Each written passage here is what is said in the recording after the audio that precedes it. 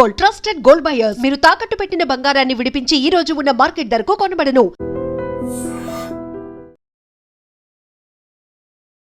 నమస్తే, welcome to I dream. నేను వలి. Live call లో జాయిన్ అయ్యారు మార్కెట్ అనలిస్ట్ ప్రశాంత్ గారు. సార్ తో మాట్లాడదాం. సార్ నమస్కారం. నమస్కారం వలి గారు. ప్రశాంత్ గారు, నిన్న పరేడ్ గ్రౌండ్ లో ప్రధానమంత్రి మోదీ గారు ప్రసంగిస్తూ ఒక సంవత్సరం వరకు ఎవరూ కూడా మీ ఇంట్లో ఏ శుభకార్యం జరిగినా బంగారం కొనొద్దు అని చెప్పి చాలా క్లియర్ గా ఆయన ప్రజలకు చెప్పడం జరిగింది. అంటే చాలా మంది ఇప్పుడు డౌట్స్ వస్తా ఉన్నాయి. అంటే ప్రతికూల పరిస్థితులు అంటే ఇంకా ఎంత దారుణంగా ఉండబోతున్నాయి, భవిష్యత్తులో చాలా ఇబ్బందికర పరిస్థితులు ఏమైనా దేశానికి రాబోతున్నాయా అని ఒక చర్చ జరుగుతుంది సార్. మనం యాక్చువల్ గా బంగారం ఏ శుభకార్యం జరిగినా సరే భారతీయులు బంగారం మీద ఎక్కువ దృష్టి ఉంటుంది. అలాంటిది ఒక సంవత్సరం వరకు అసలు అటు వైపే చూడొద్దు అని చెప్పి ప్రధాని అనడంతో పరిస్థితులు కొంత గందరగోళంగా మారిన సిచ్యువేషన్ ఉంది. ఎలా చూస్తారు దీన్ని? ఏం చెప్తారు మీరు ఒక మార్కెట్ అనలిస్ట్ గా?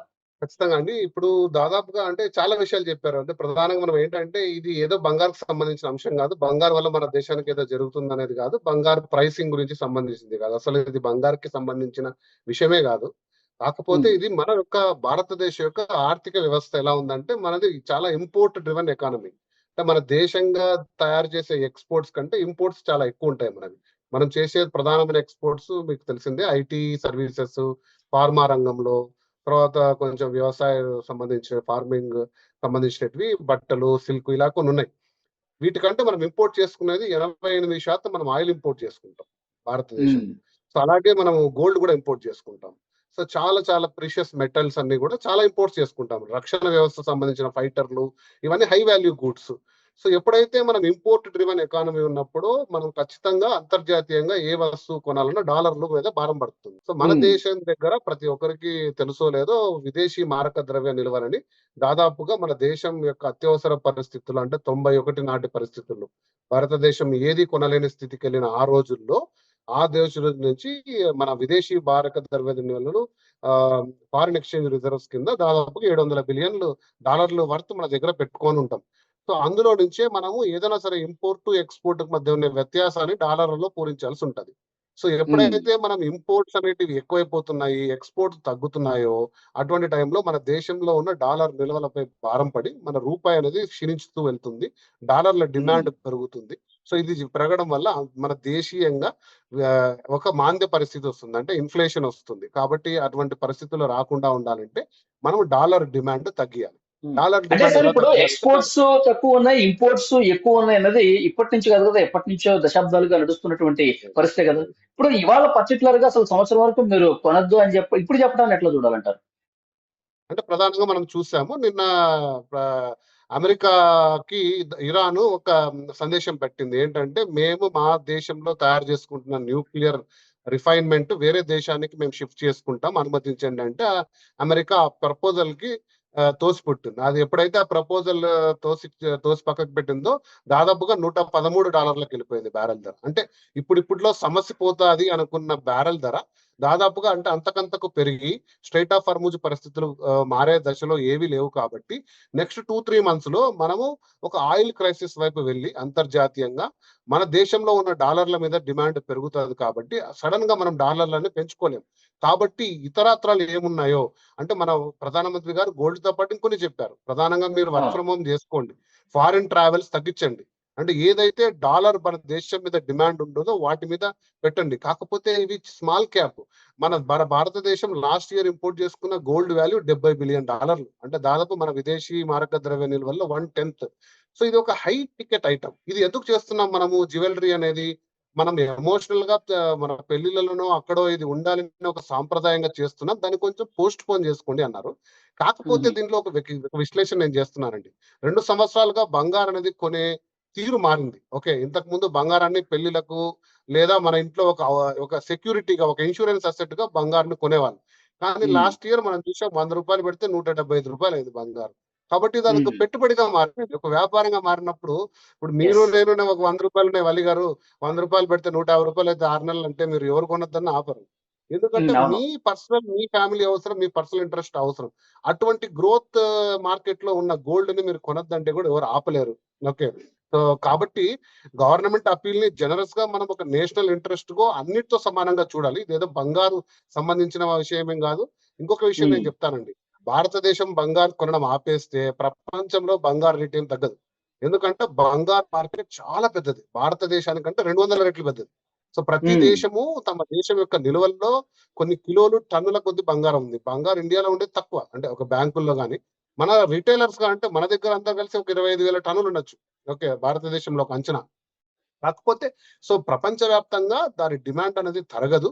కాబట్టి బంగారు వాల్యూ ఏం తరగదు. కానీ మనం ఉమ్, ఇప్పుడు ఒక 1 ఇయర్ పోస్ట్ పోన్ చేసుకుంటే మన ఇంపోర్ట్ అనేది కొంచెం తగ్గితే, ఆ డాలర్ మీద డిమాండ్ తగ్గితే దాని ఫోకస్ కాస్త ఎనర్జీ మీద పెట్టుకోవచ్చు అనేది ఉమ్. ప్రధానమంత్రి గారి ఆలోచన. ఎందుకంటే అంటే నెక్స్ట్ దేశం 6 కోసం మంత్స్ ఇంకా ప్రధానమంత్రి crisis. గారు చెప్పారు, దేశ ఆర్థిక వ్యవస్థ కొంత బలోపేతం కావటం కోసం ఆయన చెప్పారు. కానీ దీన్ని పాటించే వరకు వస్తే, అంటే మన ఇంటి వరకు వస్తే అమలు చేసే పరిస్థితి ఎంతవరకు ఉంది సార్? ఎట్లా ఉంటారు జనాల మైండ్ ఇది సెట్ ఎట్లా ఉంటుంది? దాదాపుగా చాలా కష్టం అండి. ఇది చాలా కష్టమైన అంశం. ఒక 30-40 సంవత్సరాల క్రితం చైనా కూడా ఇలానే ఆలోచించింది.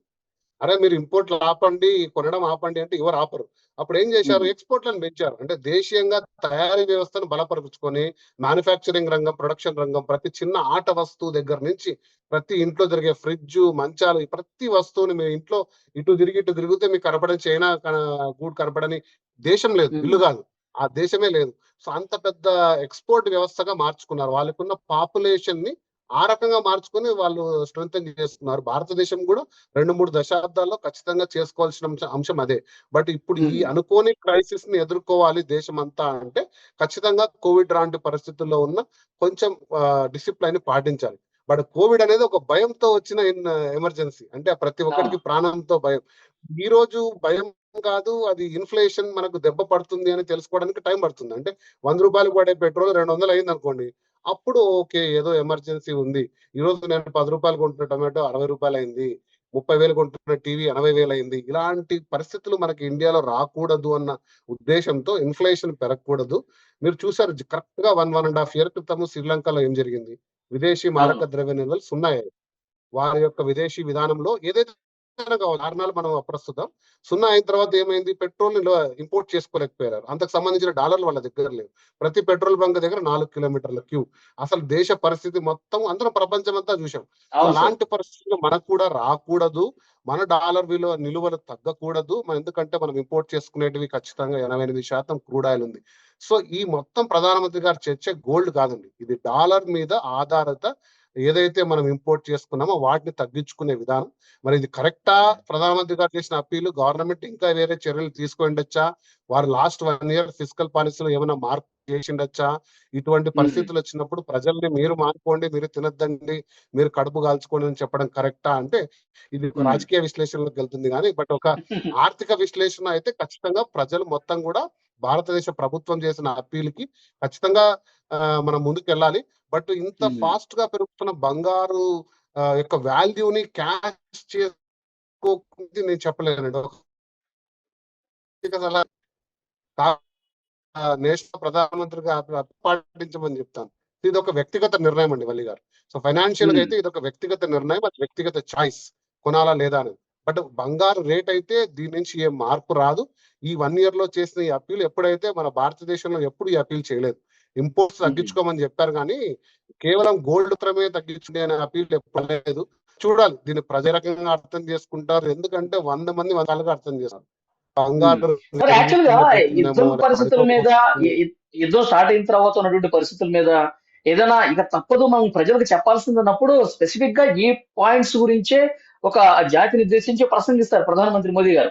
కానీ పరేడ్ గ్రౌండ్ లో పార్టీకి సంబంధించిన ఒక మీటింగ్ లో దేశం గురించి, ఆర్థిక వ్యవస్థ గురించి మాట్లాడుతూ ప్రజలు ఇట్లా ఉండాలని ఒక రాజకీయ మీటింగ్ లో చెప్పడాన్ని అంటే ఎట్లా చూడాలి? అంత సీరియస్నెస్ గా తీసుకోవాల్సినటువంటి అవసరం ఉందా లేదా? ఆ వేదికను బట్టి అడుగుతున్నాను. 100% అండి. మీరు చెప్పింది చాలా చక్కగా చెప్పారు. ఎందుకంటే అది అసలు వేదికే కాదు. ప్రధానమంత్రి గారు మన్ కీ బాత్ అని చక్కగా భారతదేశ ప్రజలందరూ పంచుకునే ఒక అఫీషియల్ ప్రోగ్రామ్ లో షేర్ చేసుకోవచ్చు. ఎందుకంటే మీరు ఇంతకు ముందు ప్రధానమంత్రి గారు ట్వీట్ చేసి చెప్పారు, కోవిడ్ లాంటి పరిస్థితులకు ఎదుర్కోవడానికి సిద్ధంగా ఉండండి అంటే. మీరు చూసారు హైదరాబాద్ లో పెట్రోల్ పరిస్థితి ఏమైందో ఆ ఒక్క ట్వీట్ తో. సో కాబట్టి వీటన్నిటి కూడా బ్యాలెన్స్డ్ గా చూసి ఆలోచించి దేశం అంటే కొన్ని గైడ్ లైన్స్ రిలీజ్ చేయాలి. కొంచెం అంటే ప్రజలకు సంబంధించి కేవలం ఇదొక ఒపీనియేటెడ్ గా మాట్లాడడం, ప్రధానమంత్రి గారి పొజిషన్ లో ఒపీనియేటెడ్ గా మాట్లాడితే అవి చాలా స్పెక్యులేషన్స్ కి దారిస్తాయి. అది ఏమైండొచ్చు. ప్రధానమంత్రి లాంటి వ్యక్తి కమ్యూనికేషన్ ఇచ్చినప్పుడు క్రిస్టల్ క్లియర్ గా ఉండాలి, మన దేశంలో ఇవి ఉన్నాయి, మీరు ఇవి చేయాలి అనేది. సో ఒక ఒపీనియేటెడ్ డిస్కషన్ లాగా నాకు అనిపించింది. బహుశా ఆ వేదిక కరెక్ట్ కాదేమో. మరికొద్ది రోజుల్లో పిఎం ఆఫీస్ దగ్గర నుంచి కానీ, అఫీషియల్ వేదికల నుంచి కానీ మన గవర్నమెంట్ ద్వారా ప్రజలు తీసుకోవాల్సిన చర్యలేంటి, దానికి ప్రభుత్వంలో కూడా ఏం సహకారం ఇస్తున్నాం మనం, ఎలాంటి గైడ్ లైన్స్, ఎలాంటి పాలసీ ఇస్తున్నాము. ఎందుకంటే అప్పీల్ చేసి వదిలిపెడితే అయిపోదు కదండి. కోవిడ్ టైంలో మీరు ఇళ్లలోకి బయటికి రావద్దని అప్పీల్ చేయలేదు. సెక్యూరిటీ పెట్టారు, కర్ఫ్యూలు పెట్టారు, పోలీస్ వ్యవస్థ పెట్టారు. అలా మన ఇంపోర్ట్స్ తగ్గించుకునే వ్యవస్థలో ఒక little bit of foreign exchange policy changes కూడా కొంచెం మార్పులు తీసుకొని ఎక్సైజ్ డ్యూటీ పెంచితే ఆటోమేటికల్ గా ఇంపోర్ట్ తగ్గిస్తారు. బంగారు 3% ఉన్న ఎక్సైజ్ డ్యూటీ ఒక 12% చేస్తే ఆటోమేటికల్ గా బంగారు గుణం తగ్గిపోతుంది. సో ఇలాంటి చర్యలు ఏమైనా తీసుకుంటారా అనేది కూడా మనం చూడాలి ఫిజికల్ డిసిప్లైన్ కోసం. కాబట్టి ఇది ఏదైతే మోడీ గారు చేసిందో ఇది బంగారు గురించి కాదు. ఇది ఒక డాలర్ రూపీ యొక్క ఎక్స్చేంజ్ ట్రేడ్ డెఫిసిట్, అంతర్జాతీయంగా ఆయిల్ పై పెరుగుతున్న అమెరికా ఇరాన్ యొక్క యుద్ధ సమయంలో oil strait of Hormuz oil పై పెరుగుతున్న ఏదైతే మనకు ఆందోళన ఉన్నదో వాటికి సంబంధించిన ఇది గోల్డ్ కి సంబంధించింది కాదు. కాకపోతే మనం ఈ రోజు ఈ విపత్కర పరిస్థితే కాదండి వలి గారు, మనం కూడా మన ఎక్స్పోర్ట్ ఇంప్రూవ్ చేసుకుంటేనే ఇలాంటి పరిస్థితి మనం ఎదుర్కోగలం. ప్రతిసారి మనకు ఎమర్జెన్సీ వచ్చినప్పుడు మనము ఇంపోర్ట్స్ మానేయండి అనేది కరెక్ట్ కాదు. చైనా తీసుకున్న చర్యలు ఏదైతే 30-40 ఏళ్ల కిందట భారతదేశం ఖచ్చితంగా పెరుగుతున్న జనాభా అనుగుణంగా ఎక్స్పోర్ట్స్ పెంచే క్రూడ్ ఆయిల్ సిచ్యువేషన్ ఎట్లా ఉండబోతుంది సార్? వర్క్ ఫ్రమ్ హోమ్ చేసుకోండి, మీరు ఎక్కువ ప్రయాణం చేయొద్దు, పొదుపుగా వాడుకోండి, దీన్ని కూడా ఎట్లా అర్థం చేసుకోవాలి? రాబోయే రోజుల్లో ఇంకా కఠినంగా ఉండే అవకాశం ఉందంటారా పరిస్థితులు? ఇది ఒక కత్తికి 2 వైపుల పదునుందండి. ఒకటి ఏంటంటే మనం ఆటోమొబైల్ ఎక్స్పోర్ట్స్ ఇంపోర్ట్స్ విపరీతంగా పెంచేసాం, మ్యానుఫ్యాక్చరింగ్ పెంచేసాం, కార్లు పెంచేసాం, బైకులు పెంచేసాం. మీరు వాడద్దండి అంటే మరి ఇన్ని లక్షల కార్లు బైకులు కొనుక్కొని ఇంట్లో పెట్టుకోలేరు కదండి.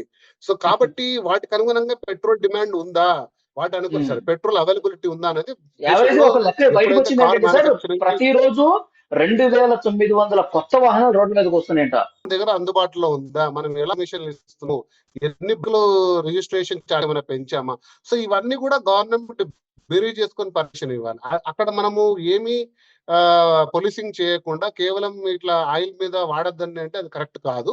ఇక రెండో విషయం ఏంటంటే ప్రతి దేశం కూడా ఈవీ సోలార్ మీద పెట్టిన ఫోకస్ మన దేశంలో కాస్త తక్కువే ఉంది. కేవలం సబ్సిడీ ఇచ్చి చేతులు దులుపుకున్నారు, ప్రతి ఇంటికి ఒక 3 లక్షలకు సబ్సిడీ ఇస్తామన్నారు, కానీ వాటిని అంత వాల్యూ వచ్చినట్టు నాకు కనపడలేదు. అంటే 1 కోటి ఇళ్లకు సోలార్ సబ్సిడీ ఇచ్చారు.